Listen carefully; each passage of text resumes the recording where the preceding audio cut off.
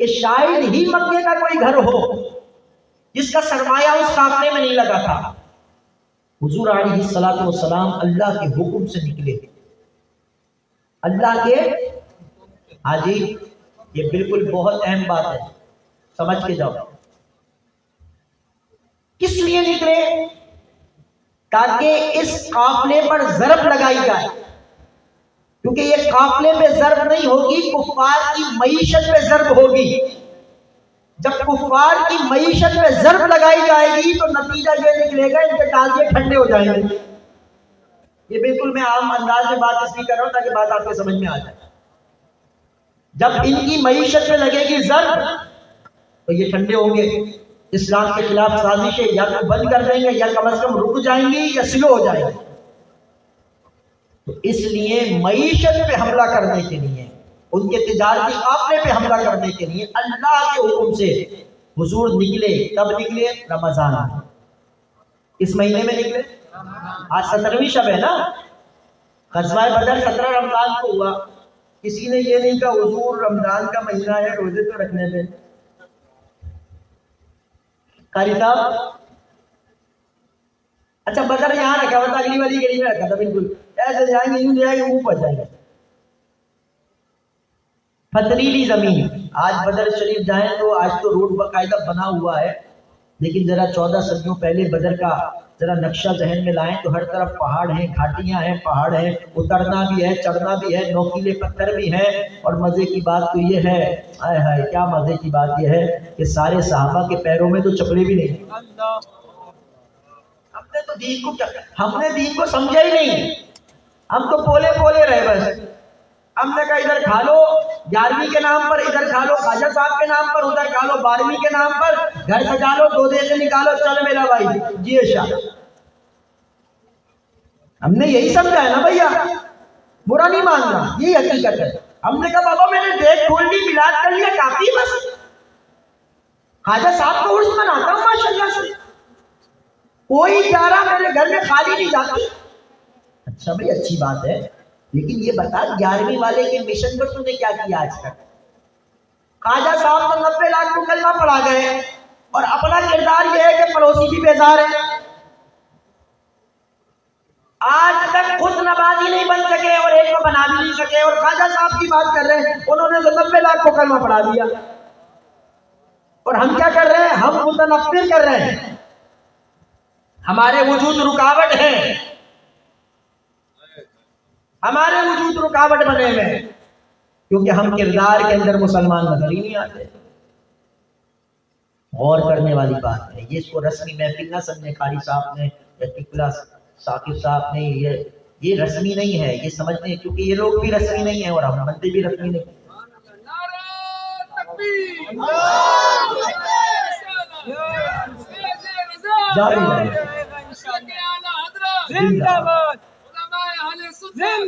یہ ہے معیشت پہ حملہ، حضور اللہ کے حکم سے نکلے، لیکن اللہ تبارک و تعالیٰ کی مرضی منشا کہ وہ جو قافلہ تھا اس نے روٹ کیا چینج، قافلے نے روٹ چینج کر دیا، اور جب اس کو بھنک پڑی کہ حضور مدینے سے آئے ہیں اس تجارتی قافلے پہ حملہ کرنے کے لیے، تو ابو سفیان رضی اللہ تعالیٰ اس وقت حالت کفر میں تھے اور اس تجارتی قافلے کی سربراہی کر رہے تھے۔ انہوں نے فوراً سوار دوڑایا مکے اور کہا بھئی اپنا قافلہ بچا لو۔ اب اس قافلے کو بچانے کے لیے آنن فانن، میں بہت تفصیل میں نہیں جا رہا، بہت سمرائز کر رہا ہوں، آنن فانن 1000 کا لشکر تیار ہو، 1000 کا لشکر۔ اب ادھر ہے رمضان، اور رمضان سے بات نکلی تھی، صحابہ نے یہ نہیں کہا حضور روزے تو رکھ رہے ہیں آرام سے نکل جائیں گے، کوئی آخری قافلہ کوئی ہے حضور اس کے بعد بھی آئے گا، اس کے بعد بھی جائے گا، بعد میں ابھی تو رمضان ہے روزے رکھ لیں گے آرام سے، عید منائیں گے اس کے بعد چلیں گے۔ صحابہ نے یہ سب کچھ نہیں کہا، حضور نے فرمایا چلنا ہے تو لبیک یا رسول اللہ۔ کیا بولا؟ یہ سیاسی نعرہ نہیں ہے، یہ ایمانی نعرہ ہے۔ آج کچھ خناسوں کے ذہن میں یہ بات بھی نہیں آ رہی، بولا یہ سیاسی نعرہ ہے. ہم نے کہا اس کا معنی کیا ہے؟ اس کا معنی ہے میں حاضر ہوں یا رسول اللہ. اس میں کیا سیاست؟ اس میں کون سی سیاست؟ اور اگر چل برسبیل تنزل سیاست ہے بھی تو پھر تجھے کیا تکلیف ہے؟ یہ تو دین بنا کلمے کے نام پہ، یہ ملک کلمے کے نام پہ بن گئے. یہ ملک کس کے نام پہ؟ کلمے کے نام پہ بنا. جو کلمے کے نام پہ بنا ہے. سیاست دین کا ایک شعبہ ہے. جب مسلمانوں نے سیاست کرنی ہے تو مسلمانوں کے لیے ہے، مسلمانوں نے کرنی ہے.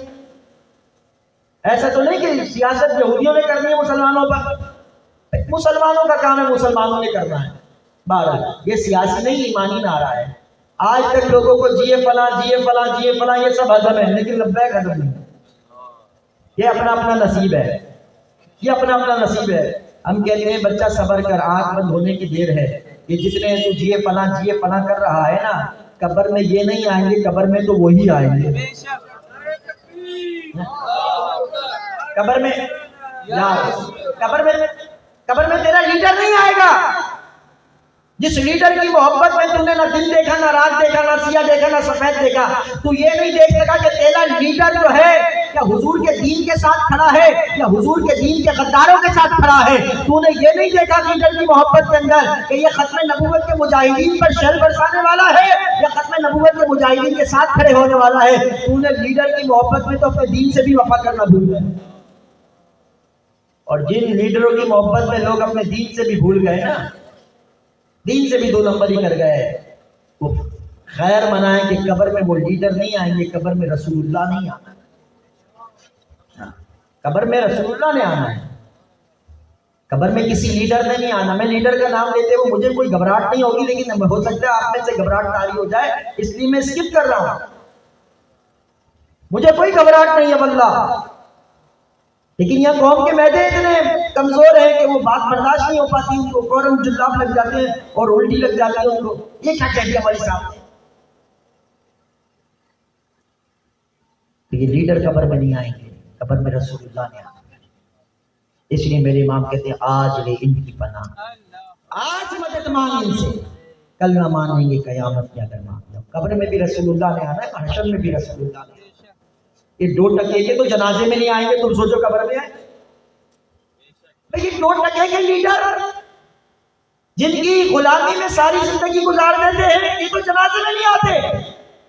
لیکن جب کوئی وفا کر کے جاتا ہے، قبر میں بعد میں جاتا ہے، سرحانے پہلے وہ آ جاتا ہے.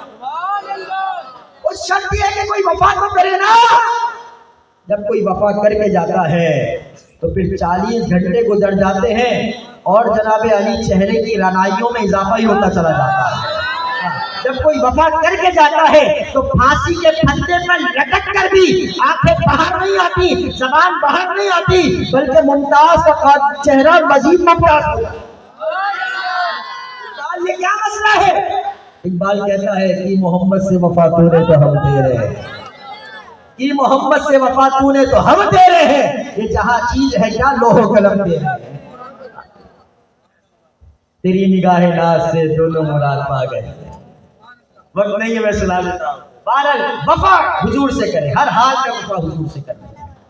تو اس لیے عزیزان گرامی، یہ لبیک کا مطلب سیاسی نہیں ہے. میں حضور میں حاضر ہوں. قبر میں بھی یہی کہنا حضور میں حاضر ہوں، اور حشر میں بھی یہی کہنا ہے حضور ہم حاضر. میرے امام کہتے ہیں صبا وہ چلے کہ باغ پھلے، وہ پھول کھلے کہ دل ہو پھلے، لیوا کے تلے سنا میں کھلے رضا کی زباں تمہارے لیے. ہم تو لبیک کہنے میں ہمیں کوئی مسئلہ نہیں ہے. دنیا میں بھی کہہ رہے تھے، قبر میں بھی کہیں گے، حشر میں بھی کہیں گے. جسے اس سے نعرے سے موت آتی ہے وہ سوچے قبر و حشر میں کیا لگائے. وہ قبر و حشر میں کیا لگائے گا؟ کیونکہ جو جہاں پر لگا رہا ہے جیے فلاں جیے فلاں، وہ قبر میں نہیں چلنے کا بھیا. تو جو قبر میں چلنے کا وہ یہاں لگانا شروع کر دو. اس لیے جیسی حضور آئے قبر میں سرکار آئے تو میں قدموں میں گروں. قبر میں سرکار آئے تو میں قدموں میں گروں. گر فرشتے بھی اٹھائے تو میں ان سے یوں کہوں اب تو پائے ناز سے میں اے فرشتوں کیوں اٹھوں، مر کے پہنچا ہوں یہاں اس دلوں. اس لیے یہی تیاری کر کے جانا ہے کہ جب وہ آئے تو پھر بندہ ان کے بارے میں پوچھتے ہو. اللہ اللہ بار. تو یہ حضور علیہ السلام نے جب کہا نکلنا ہے تو بس بات ہی ختم ہو گئی. No choice.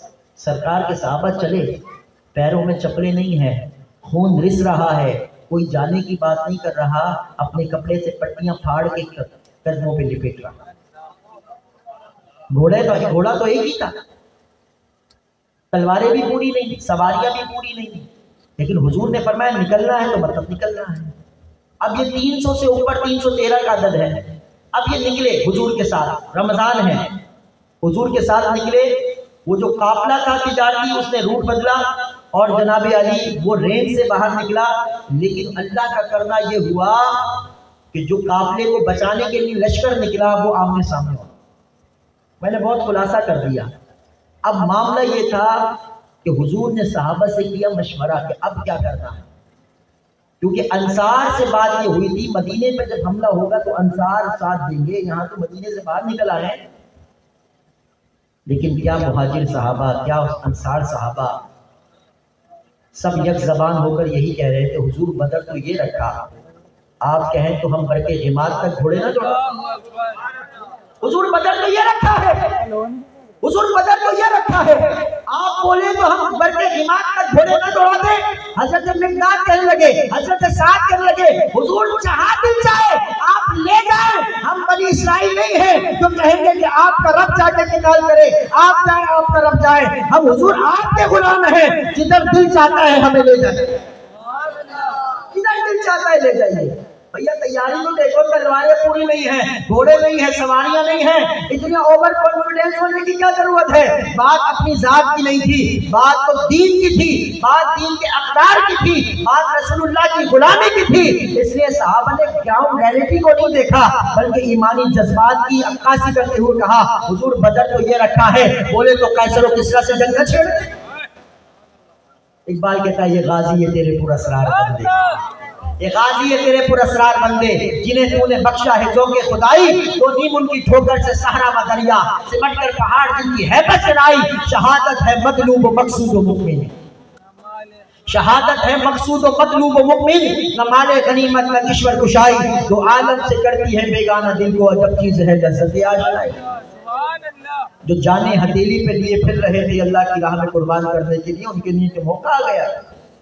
लेकिन चश्मे फलक ने यह नज़ारा देखा जब 313 सहाबा 1000 के लश्कर के सामने खड़े हुए, तो अल्लाह ने वो मदद फरमाई कि अल्लाह ने इस दिन को यौम फुरकान कह दिया। यौम फुरकान, हक और बातिल में फर्क करने वाला दिन। सहाबा डटे रहे तो अल्लाह ने फरिश्ते भेजे। इसलिए मेरे बाबा जान हुजूर अमीरुल मुजाहिदीन अक्सर कहा करते थे, बदर जाना तुम्हारा काम है, मैदान लगाना तुम्हारा काम है, फरिश्ते भेजना रब का काम है। और हमने फैजाबाद में ये देखा मदद कैसे आती है, फैजाबाद में हमने देखा मदद कैसे आती है। कैसे जनाब अली क्या कुछ होता है वो सब आपको पता है। लेकिन बात यह है कि सहाबा लड़े, जवां मर्दी से लड़े, और वो दास्तान रकम की कि तारीख ऐसी दास्तान दिखाने से कासिर नहीं। हुजूर ने यह हमला मईशत पे किया। आज मैं और आप अगर चाहते हैं कि फ़लस्तीन में होने वाले उस जुल्म और जबर के खिलाफ अपना हिस्सा डालें, तो हम ये तहिया कर लें, 1-2 दिन, 1-2 हफ्ते, 1-2 महीने नहीं, बस हमने ये अहद कर लेना है कि अपने अपने हिस्से का किरदार अदा करना है, अपने अपने हिस्से का चराग जलाना है, और कोई भी ऐसी प्रोडक्ट इस्तेमाल नहीं करनी जिसका ताल्लुक इसराइल से हो या इसराइल के हवारियों और मददगारों से। भाई क्या होगा क्या साकिब भाई, मैं अगर पेप्सी नहीं खरीदूंगा, मैं कोको कोला नहीं खरीदूंगा तो क्या होगा? हमने कहा होना हमको नहीं पता, हम अपना हिस्सा जरूर मिलाएं, हम अपना काम तो करें ना।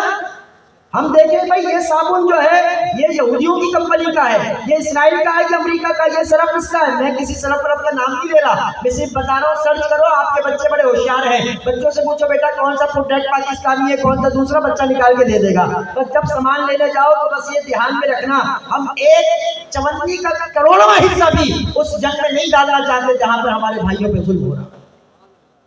और हर बंदा अपने लीडरों से, अगर किसी भी सियासी जमात का कोई है, वैसे तो हमारे जलसों में लोग आते नहीं है दूसरे वाले, लेकिन अगर फिर भी आप उससे पूछिएगा, अपने एमपीए से पूछ लेना, एमएलए से पूछ लेना, तूने क्या किया बयानबाजी के अलावा, बयानबाजी के अलावा तुमने क्या कर दिया? हम फलस्तीन के साथ हैं। हमने कहा जैसे तुम कश्मीर के साथ हो वैसे तुम फलस्तीन के साथ हो, तुम्हारे साथ होने ना होने से तो कोई फर्क नहीं पड़ रहा।